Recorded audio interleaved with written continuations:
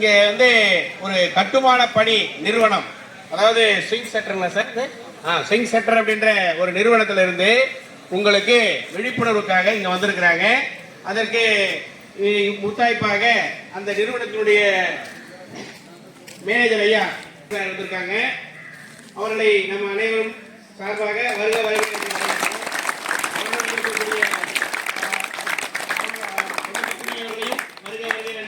அன்போடு வரவேற்கின்றோம்.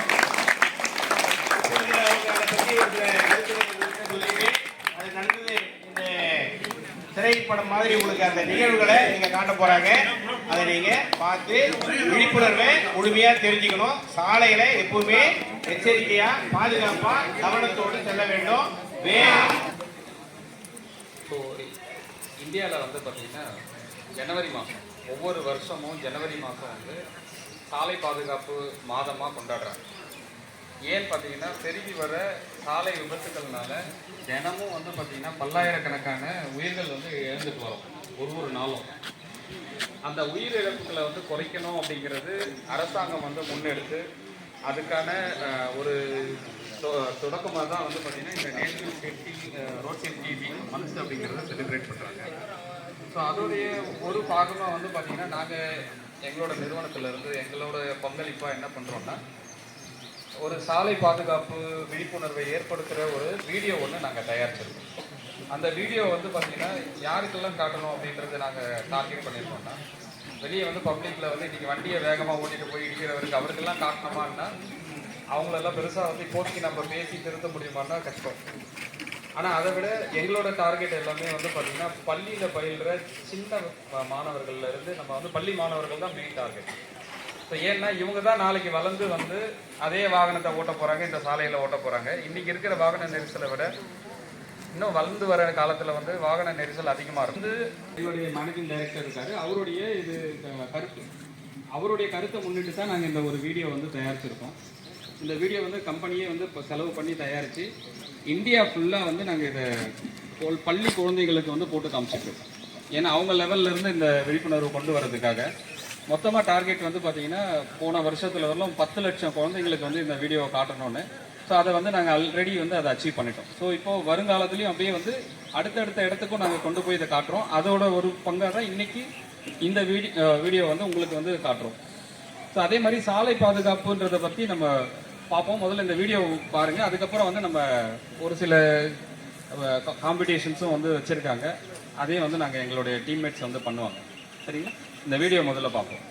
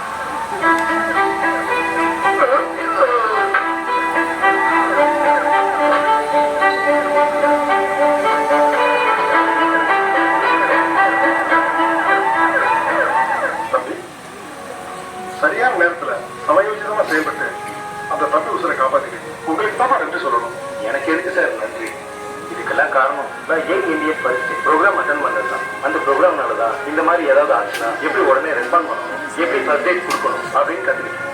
All thanks to young Indian first eight. Accident நடந்த உடனே ஒவ்வொரு நொடியும் ரொம்ப ரொம்ப முக்கியம். அந்த நொடிகள்ல நம்ம எவ்வளவு சீக்கிரம் ரெஸ்பாண்ட் பண்றோன்றதை பொறுத்து பல உயிர்களை காப்பாற்றலாம்.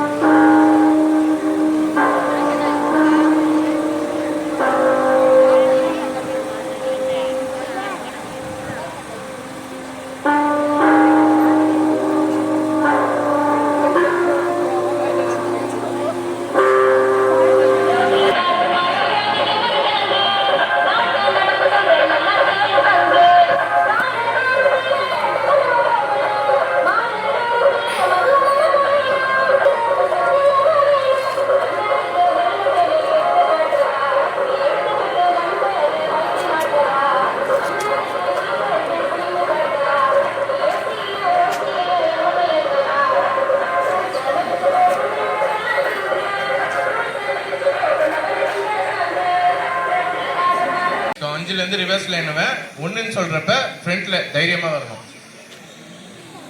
5 4 3 2 1. இந்த பொண்ணு அந்த அந்த பையன் பின்னாடி இருக்கு. வாங்க வாங்க வாங்க, 3 பேர் தான் கூப்பிட்டேன். அந்த பையன் வாங்க வாங்க வாங்க, ஃப்ரண்ட்ல வாங்க வாப்பா வா.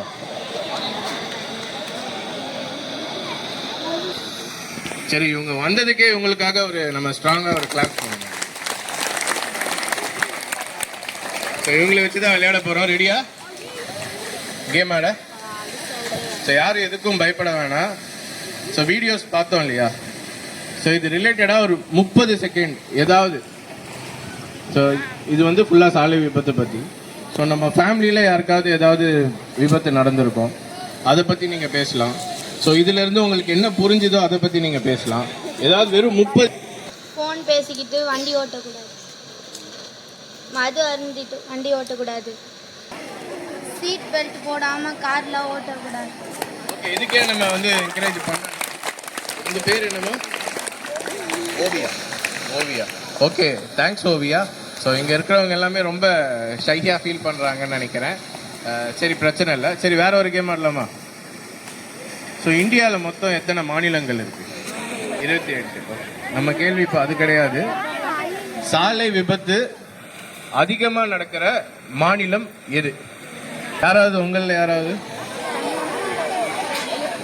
2023 அறிவிப்பின்படி தமிழ்நாடு நம்ம ஊர் தான் நம்பர். இல்லை, இது ஏன் சொல்ல வரேன்னா, விபத்துகளில் பலியாகிறது நம்ம குடும்பத்தில் ஒரு ஆளோ நம்ம நண்பர்கள் யாராவது ஒரு ஆள் மட்டும்தான் கண்டிப்பாக. இப்போ பார்க்குறப்ப அந்த பைக்லேருந்து விழுகிறத பார்த்து எல்லாருமே நல்லா என்ஜாய் பண்ணோம். பட் ஏதோ ஒரு வகையில் அவங்க நம்ம சர்க்கிளில் இருக்க ஒரு ஆள் தான். நம்ம பக்கத்து வீட்டு பையனாக இருக்கலாம், நம்மளுக்கு தெரிஞ்ச அண்ணாவாக இருக்கலாம், நம்ம சொந்தக்கார பையனாக இருக்கலாம். ஓகேவா? நம்மளை சுற்றி இருக்கிறவங்களும் நம்மளும் செய்கிற தவறுகளோட விளைவு தான் இந்த விபத்தை நம்ம என்றைக்குமே பார்க்கணும். இப்போ இந்த வீடியோ பார்த்துட்டீங்க.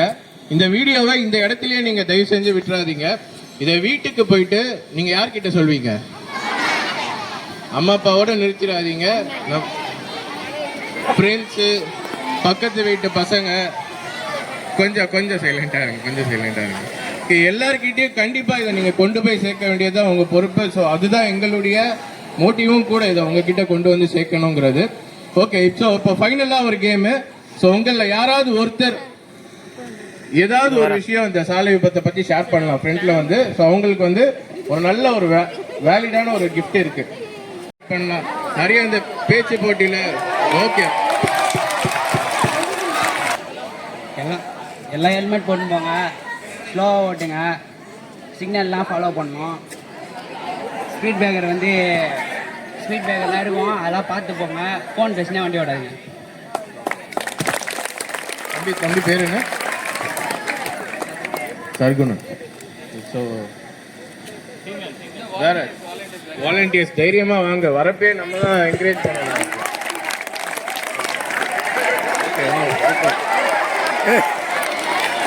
பேர் என்ன?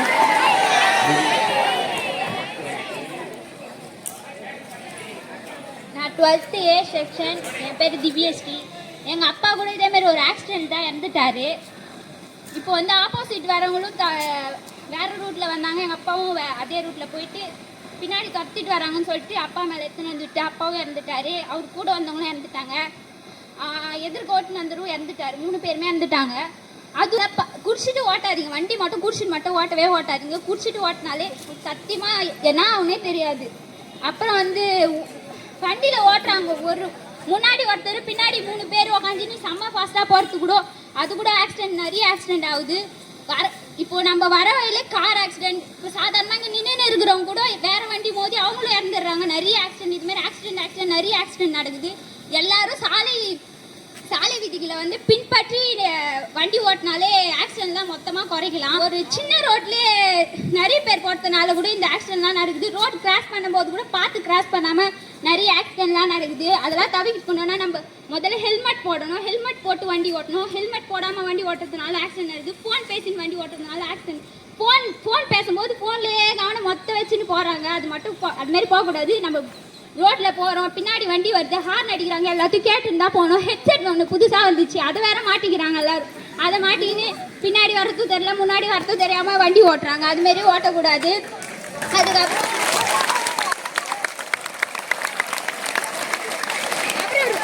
நடந்து போகிறவங்க கூட ரைட் ஹேண்ட் சைடு நடந்து போகிறாங்க, லெஃப்ட் ஹேண்ட் சைடு நடந்து போகாமல் ரைட் ஹேண்ட் சைடில் வண்டி வரும்போது இதுமாதிரி நடந்து போனால் அதனால ஆக்சிடென்ட் நடக்குது. அதுக்கப்புறம் பின்னாடி ஹார்ன் அடிக்கிறாங்கன்னா முன்னாடி நம்ம தள்ளி போனோம். சைக்கிளில் போகும்போது கூட எல்லாம் பக்கத்தில் போகிறீங்க, அது கூட போகக்கூடாது. அதுமாரி போனாலும் நிறைய ஆக்சிடென்ட்லாம் நடக்குது. பார்த்து போங்க எல்லாரும். இதுமாரி நம்மளால தான் இதுக்கப்புறம் வர ஜென்ரேஷன் நம்ம கிட்ட சொன்னால் தான் அடுத்த ஜென்ரேஷன் வந்து திருந்துவாங்க அப்படின்னு நல்லா நம்ம கிட்ட சொல்கிறாங்க எல்லாரும். எங்கள் அப்பா மாதிரி இனிமேல் யாரும் இறக்கக்கூடாது. எல்லாரும் குடிக்காமல், தயவு செஞ்சு குடிக்காமல் வண்டி ஓட்டுங்க. அவ்வளோதான். நன்றி. ரொம்ப ரொம்ப தேங்க்ஸ் திவ்யஸ்ரீ. எதிர்பார்க்கவே இல்லை. ஸோ இவங்க ஷேர் பண்ணது வந்து வெறும் வாய் வார்த்தைகள் இல்லை, உள்ளே இருக்க அந்த பெயினை தான் வந்து ஷேர் பண்ணுறாங்க.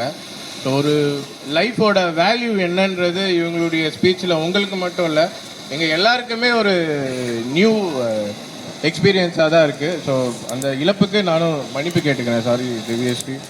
ஸோ ரொம்ப தேங்க்ஸ். ஸோ ரொம்ப ஸ்ட்ராங்கான ஒரு ஸ்பீச்சாக இருந்தது. ஸோ கண்டிப்பாக அதில் வந்து திவ்யஸ்ரீக்கு வந்து ஒரு பெரிய எதிர்காலம் இருக்கு, அது இதுலயே தெரியுது. ஸோ அவங்க போல்டா ஒரு உமனா,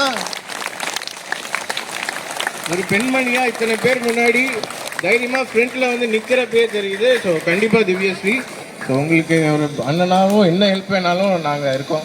ஸோ எதுக்குமே நீங்கள் இது பண்ணாதீங்க. ஸோ ரொம்ப தேங்க்ஸ். ஸோ எனக்கும் இவங்க சொன்னதில் வந்து அந்த பெயின் இருக்குது, மேற்கொண்டு என்ன பேசுறதுன்னு தெரியல. ஸோ ஓகே, நம்ம அடுத்த கட்டம் போயிடுவோம். என்னவா இருந்தாலுமே ஒரு நம்ம லைஃப்பில் எல்லாருக்குமே ஒரு சில இன்சிடென்ட் இந்த மாதிரி ஒரு டார்க் பாஸ்ட் ஏதாவது நடக்கும். ஸோ அதில் தேங்கிடக்கூடாது. ஏன்னா எதிர்காலம் அதை விட நல்ல ஆப்பர்ச்சுனிட்டிஸ், நிறைய வாய்ப்புகள் நம்மளுக்கு வச்சிருக்கு. ஸோ நம்ம பண்ண வேண்டியது இன்னைக்கான நேரத்தை வீணடிக்காமல் நம்மளோட உழைப்பை போட்டுக்கிட்டே இருக்கணும்.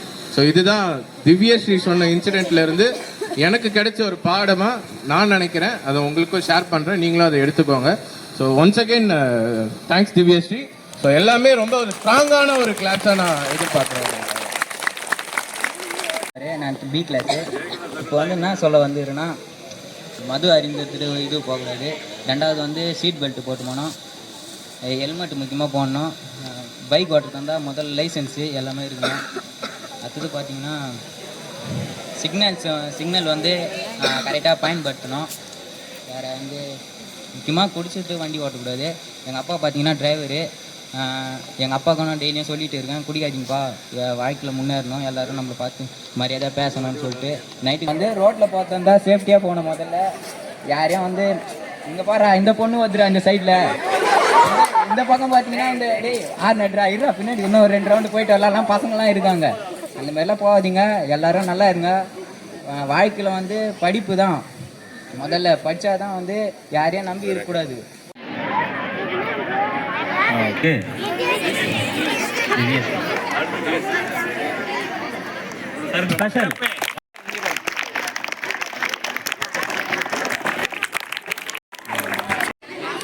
சாலை பாதுகாப்பு உறுதிமொழி.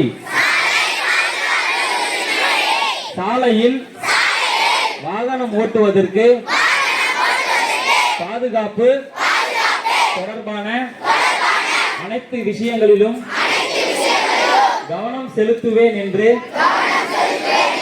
உறுதியளிக்கிறேன்.